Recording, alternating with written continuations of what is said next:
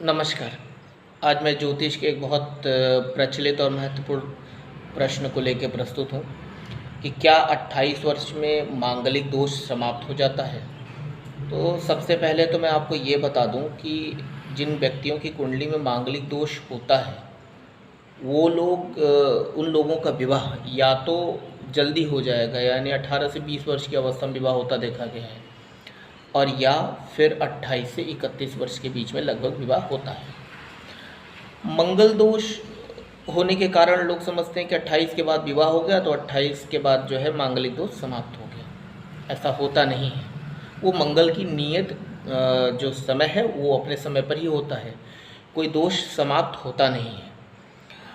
इससे भी ज़्यादा एक महत्वपूर्ण बात है कि ये जानना कि मंगल का जो दोष है वो चंद्र कुंडली से नहीं देखना चाहिए, जबकि लग्न कुंडली से देखना चाहिए।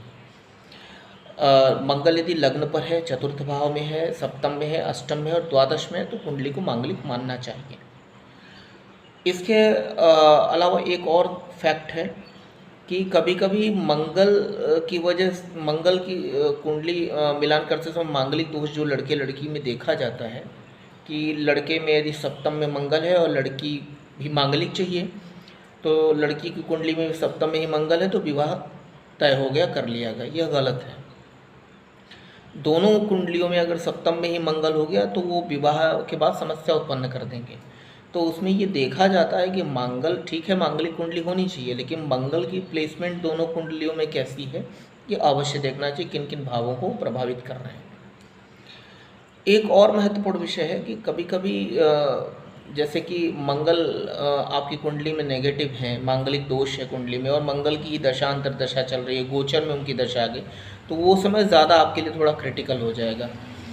वो गोचर की दशा जाते ही आपके लिए फिर वो नॉर्मल हो जाएगा।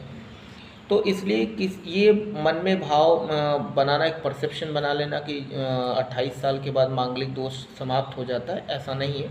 यदि वो दोष है तो वो सदैव बना रहता है।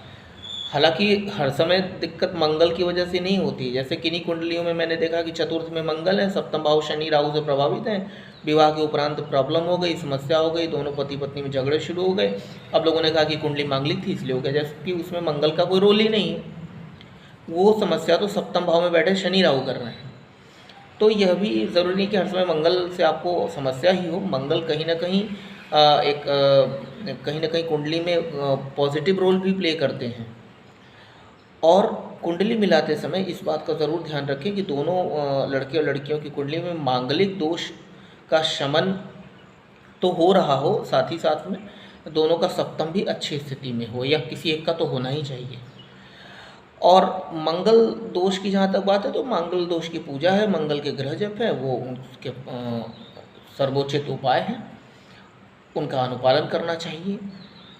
मंगल के बारे में एक और तथ्य है कि मंगल दोष जो है वो एग्रेसिव बनाता है। बिल्कुल, अगर मंगल लग्न पे होगा तो बिल्कुल एग्रेसिव बनाएगा, मंगल थर्ड हाउस में होगा तो एग्रेसिव बनाएगा, पराक्रम भाव है।